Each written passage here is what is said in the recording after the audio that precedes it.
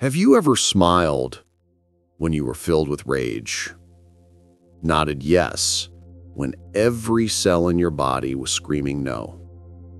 Have you ever felt your own body betray your mind, moving to appease the very person who is causing you pain? And in the quiet aftermath, a cold, confusing shame washes over you. A voice whispers, "What is wrong with me? Why am I so weak?" I am here today to tell you nothing is wrong with you. You are not weak. What you are experiencing is not a character flaw.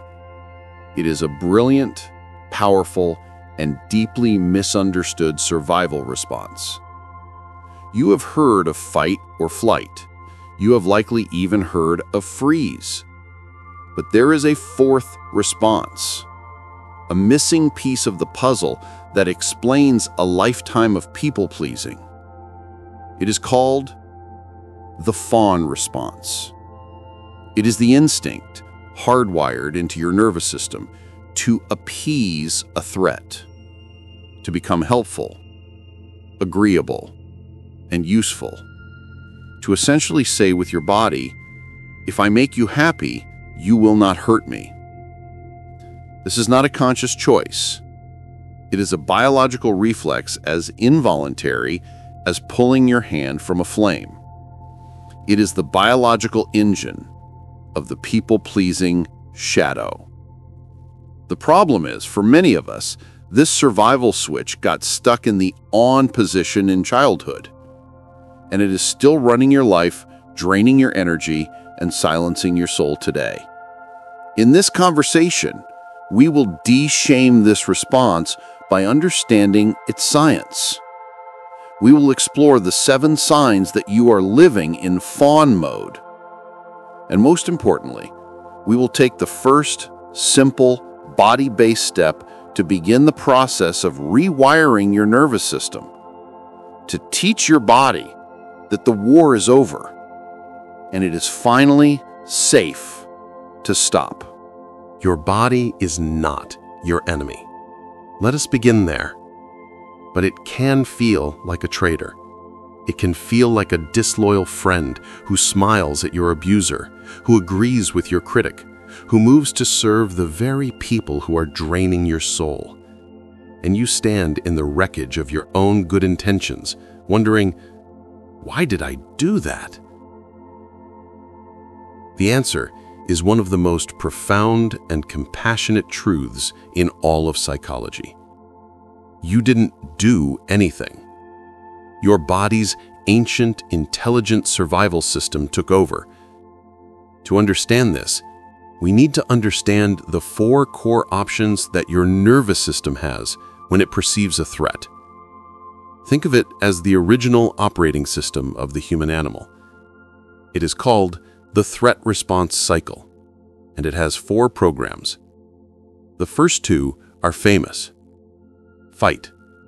This is the response of aggression. To move against the threat, to protect your boundaries with force. The second is flight. The response of escape. To move away from the threat, to run, to leave. These are the 2 responses our culture often celebrates as strong. But there are 2 more. 2 quieter, more subtle strategies for when fighting or fleeing are not an option. The third response is freeze. This is the response of the deer in the headlights. The body shuts down, goes numb, plays dead, hoping the threat will pass it by. It is an immobilization. And then there is the fourth, the missing piece, the one that explains almost everything for the people-pleaser. It is the response that was born in the quiet terror of a child who could not fight their parent and could not flee their home. It is called the Fawn Response. What is fawning? It is a brilliant, active survival strategy. It is the instinct to appease the threat, to make the source of danger happy, to anticipate their needs, mirror their emotions, agree with their opinions, and make yourself as helpful and agreeable as possible. The fawn response is the body's unconscious way of saying, "Please like me, because if you like me, you will not hurt me." It is the strategy of the loyal dog licking the hand of an unpredictable master. It is the strategy of the court jester making the angry king laugh to avoid an execution. It is not a choice.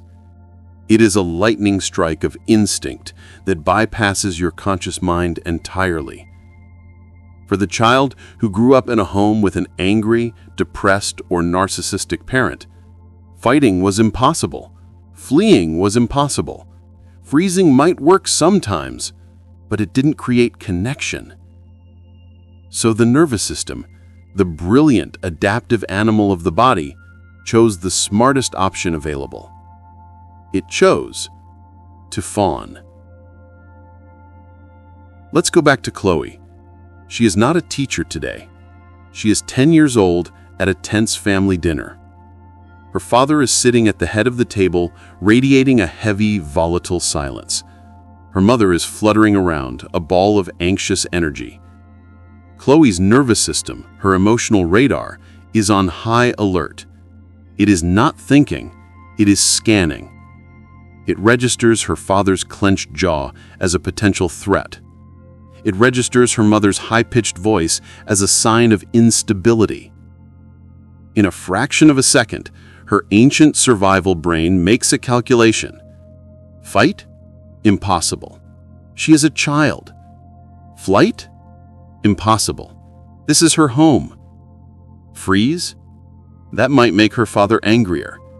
So, it chooses the fourth option, fawn. And the programming runs itself. Without her conscious decision, a bright, appeasing smile appears on her face. She asks her father about his day in a cheerful, interested voice. She jumps up to help her mother clear the table without being asked. She becomes helpful, agreeable, easy. And as she does, she can feel the tension in the room lessen by 5%. Her father's jaw unclenches slightly, her mother gives her a grateful look, and Chloe's nervous system receives a powerful, life-altering message. This works. This keeps me safe. Her nervous system just created a powerful equation, a blueprint for survival. To be agreeable was to be safe. To have needs was to become a threat. This is not a memory of a bad dinner. This is a training session for the nervous system. And that program, that brilliant fawn program that kept her safe when she was 10, it never got the memo that the danger is over. It is still running in the background of her life every single day. It is the operating system that the parentified child runs on. It is the biological engine that powers her superpowers. You are not weak for fawning. Your body is brilliant for keeping you safe. The work of our adult life, the heart of this kind of shadow work, is not to shame that response. It is to honor it, to thank it for its service, and then to gently and patiently help it understand that the war is over. So, how do you know if this survival program from your past is still running your life today? How do you recognize the symptoms of a nervous system that is stuck in fawn mode? The fawn program does not announce itself. It runs silently, in the background of your consciousness, like a piece of sophisticated surveillance software. It is so deeply ingrained, so utterly normal to you, that you do not even recognize it as a program. You simply believe, this is who I am. So how do we bring this unconscious program into the light? We look at the symptoms. We look at the evidence of a nervous system that is stuck in a state of appeasement. As we go through this list of 7 signs, I invite you not to judge yourself, but simply to notice, to see if this is your story too. The first sign you are stuck in fawn mode. You merge with other people's opinions. You find it incredibly difficult to know what you truly think or feel about something until you know what the other person thinks or feels. Your own inner landscape is foggy, unclear. It is easier and feels safer to simply adopt their perspective as your own. This is not a lack of intelligence. It is your nervous system's brilliant strategy to avoid the perceived danger of disagreement. Let's imagine Chloe in a meeting with her supervisor. The supervisor proposes a new workflow that Chloe's gut tells her is inefficient. The supervisor asks, "So, what do you think?" And in that moment, a fog descends. Chloe's mind goes blank. She cannot access her own opinion. Instead, her entire system is focused on one thing. What does my supervisor want me to think? She scans her boss's hopeful expression. She hears the excitement in her voice. And without a conscious thought, Chloe hears herself say, "I think it's a great idea." She has merged. The Fawn response has chosen connection over truth because it believes that is the safer option. The second sign is you feel responsible for other people's emotional reactions. If someone around you is angry or sad or disappointed, your first immediate gut-level reaction is, "What did I do wrong?" You automatically assume you are the cause of their emotional state, and therefore it is your job to fix it. This is a direct echo of the parentified child, but it is run by the Fawn program. Your nervous system has learned that another person's negative emotion is a potential threat to your safety. So the program's primary directive is, make them happy, now. The third sign is you over-apologize. You say, "I'm sorry," when someone bumps into you. You apologize for having a need. You apologize for taking up space. The apology is not a genuine expression of remorse. It is a preemptive peace offering. It is an automatic vocalization from the Fawn response, a way of saying, "I am not a threat. Please do not be angry with me." It is a nervous system tic, a habit of self-diminishment that has become so normal you barely notice you are doing it. The fourth sign is you cannot tolerate conflict. We are not talking about a simple dislike of arguments. This is a visceral, physical intolerance. When a conflict arises, your body goes into a state of high alert. Your heart pounds, your stomach churns. You feel a frantic, desperate urge to make everything okay right now. You will abandon your own needs, your own truth, your own well-being to extinguish the fire of the conflict, because your nervous system does not register it as a simple disagreement. It registers it as a life or death threat. The Fawn response is screaming, "Appease, appease, appease." Our survival depends on it. This leads to the fifth and most heartbreaking sign. You often confuse pity with love. You find yourself repeatedly drawn to partners, friends, or even pets who are broken, people who need saving. The rescuer role feels so familiar, so purposeful. But why? Because it feels safe. In a relationship where you are the caretaker and they are the one in need, the power dynamic is clear. You are the one with the resources. You are needed. And if you are needed, you will not be abandoned. It is the Fawn response, seeking to create safety, not by being small, but by being indispensable.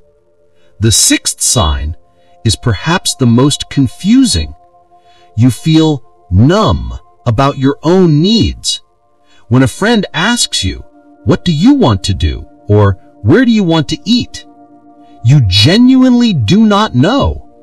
It is not that you are being polite, it is that you have spent so much of your life with your surveillance system pointed outward, focused on the needs and desires of others, that the connection to your own inner world has been severed.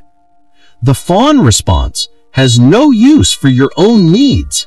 In fact, it sees them as a liability, a threat to the primary mission of appeasement. So over time, it simply turns down the volume until the quiet, precious whispers of your own soul become inaudible. And this leads to the seventh and final sign that brought you to this work in the first place. You experience chronic, bone-deep exhaustion. Let's be very clear about why. Living in fawn mode is not a passive state.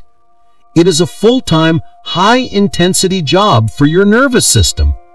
Your body is in a constant, low-grade state of fight or flight. Your adrenal glands are working overtime. Your brain is burning massive amounts of glucose, constantly scanning the environment for emotional data. You are running a sophisticated surveillance program 24 hours a day, 7 days a week. Your exhaustion is not a sign that you are lazy. It is the perfectly logical, biological consequence of a nervous system that has not been allowed to truly rest since you were a child. The fawn response is the engine of your burnout. The Fawn Response is a brilliant system, but it comes with a devastating price. When your nervous system is perpetually stuck in this state of hypervigilance, you are living in a low-grade state of terror 24 hours a day. You never truly feel safe. You never truly rest. Your body forgets what a state of calm even feels like. Your no, your authentic boundary, it becomes somatically impossible. The very thought of it sends a jolt of panic through your system. This creates a vicious, self-perpetuating cycle. You fawn because you do not feel safe. This fawning attracts people who take advantage of your lack of boundaries. Their behavior then confirms your nervous system's deepest belief that the world is in fact an unsafe place, and you must continue to fawn to survive. It is a perfect prison. So how do we break the cycle? How do we begin the sacred work of rewiring a system that has been running on the same program for decades? Here is the most important insight I can offer you today. You cannot think your way out of a nervous system response. Let me say that again. You cannot think your way out of a body-level survival program. You can read every book on assertiveness in the world. You can consciously know you should set a boundary. But in the moment of threat, the ancient animal part of your brain will always be faster than your rational mind. The fawn program will run itself. To change the program, we cannot just talk to the mind. We must speak the native language of the body, the language of sensation, the language of safety. So, I am not going to give you a clever phrase to say. I am going to offer you a simple, profound, somatic practice. An exercise you can do anytime you feel that old, familiar urge to people-please begin to rise. It is an act of reclaiming your physical sovereignty. I call it finding your feet. The next time you are in a situation where you feel the fawn response activating, maybe a coworker is asking you to take on their work, maybe a family member is trying to guilt trip you, and you feel that internal lurch, that automatic impulse to smile, to agree, to make it okay. I want you to do this. Before a single word leaves your mouth, pause just for a second. and bring all of your awareness down. Down out of the frantic story in your head. Down out of the tightness in your chest. Down to the soles of your feet. If you are standing, feel the solid ground beneath you. Feel the texture of the floor through your shoes. Gently press your toes into the ground. Imagine roots growing from the bottom of your feet down into the deep, steady, unshakable earth. If you are sitting, feel the weight of your body in the chair. Feel your feet flat on the floor. You're not floating. You're not untethered. You are here. You are supported.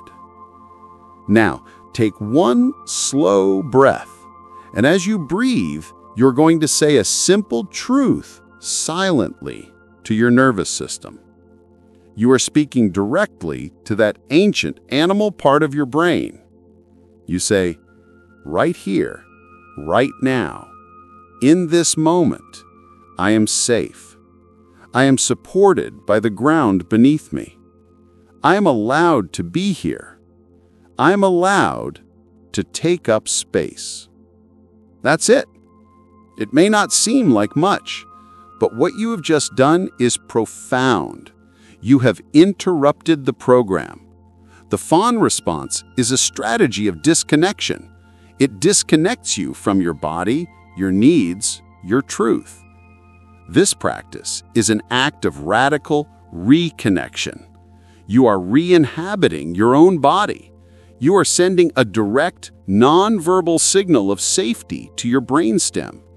The part of your brain responsible for survival does not understand complex language, but it understands the feeling of being grounded. It understands the sensation of being supported. You are gently telling your inner alarm system, you can stand down. There is no tiger in this room. We are not in danger. Let's imagine Chloe one more time. Her supervisor comes to her, stressed, asking her to take on a weekend project. Chloe's heart starts to pound. The Fawn response activates. The automatic smile begins to form on her lips. The yes, of course, is already on her tongue. But she remembers. She pauses. She brings her awareness down to her feet, feeling the linoleum floor of the hospital. She presses her toes into her shoes. She takes one slow breath. And as she breathes, she says to herself, I am safe. I am supported. And in that moment, a space opens up, a tiny, precious space between the stimulus and the response. And in that space, a new choice becomes possible. The smile on her face softens into a neutral, compassionate expression. The yes, of course, does not come out. Instead, a different sentence emerges, a sentence that comes not from fear, but from a place of grounded presence. She says calmly, let me check my calendar and get back to you. She did not say no, not yet, but she did not say yes. She did not fawn. She found her feet. She stayed in her own body. She has just taken the first revolutionary step in rewiring her own nervous system. She has just proven to herself that change is not just possible. Today, we have given a name to the ghost in your machine, the Fawn response. We have learned that it is not a choice. It is not a weakness. It is a brilliant and ancient survival program that your body created to keep you safe. And in this truth, there is a profound liberation. The shame you have carried for a lifetime for being too nice, for not standing up for yourself, you can finally, gently set it down. You were not failing. You were surviving with exquisite skill. We have looked at the 7 signs of a nervous system stuck in fawn mode. The the merging with others, the over-apologizing, the intolerance for conflict. These are not your personality. They are the symptoms of an alarm system that has been ringing for far too long. And we have taken the first, most crucial step in learning how to quiet that alarm. Not by fighting it, not by shaming it, but by speaking its native language, the language of the body. The simple somatic practice of finding your feet is not just a relaxation technique. It is a revolutionary act. It is an act of reclaiming your physical territory. Every time you pause, every time you bring your awareness down into the soles of your feet, you are sending a new message to that ancient animal part of your brain. You are telling it, the war is over. We are safe now. This is the heart of embodied shadow work. It is the process of gently reparenting your own nervous system. Your invitation for this week is not to become a perfect boundary setter overnight. It is simply to practice safety. Practice the art of finding your feet. Try it when you are standing in line for coffee. Try it before you answer a difficult email, just for a moment. The goal is not to achieve a perfect state of calm.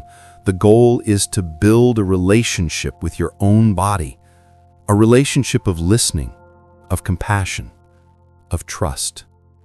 You are teaching your body, one grounded moment at a time, that it is allowed to have its own space. To make this commitment to this deep physical healing, I invite you to make a declaration, a promise to your own brilliant, tired, and resilient body. Share in the comments below, "My body is learning to feel safe." By writing this, you are planting a seed of a new reality, a reality where you are not a slave to your reflexes, but a partner with your own innate wisdom. A reality where your kindness comes from a place of grounded choice, not from a place of primal fear. But as you begin this sacred work of rewiring, as you gently teach your old survival system that it can finally rest, a new and profound mystery begins. What happens when the old identity, the identity that was built entirely on this survival program, begins to dissolve? What happens when the good girl, the peacemaker, the rescuer, no longer has a job to do? This can lead to a period of profound disorientation, a feeling of being lost in the dark without a map. It is a terrifying and necessary stage of all true transformation. It is a sacred breakdown that precedes a breakthrough. Carl Jung had a name for this phase. He called it the dark night of the soul.